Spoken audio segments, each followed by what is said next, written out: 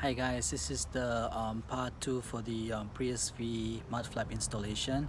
This is the Prius V 2014, and also I think it's pretty much the same for 2014 through 2017 Prius V, Toyota Prius V. I'm installing the rear mud flaps. It comes with all the necessary bolts.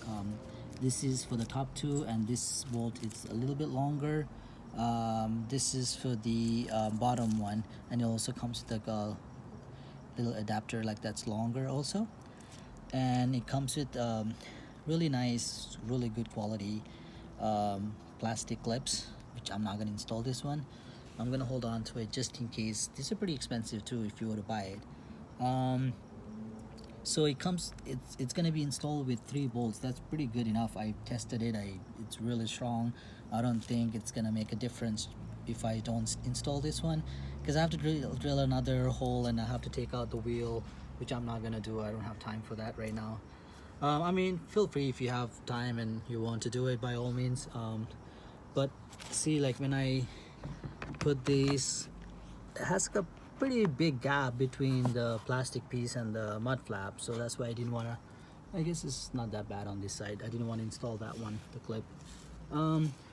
So in the Prius, it comes with areas where you can drill it, like as you can see right here. See this, where my finger, like this is, you can drill right here. These are pretty much plastic, so it's really easy to drill. And they're telling on the instructions when I looked up online, it's telling you to actually drill it with like a really big drill bit, which I don't need it. I'm using 5/32 drill bit. That's plenty enough just to put this screw through, so it's gonna be a nice tight fit. So I hope I made it clear.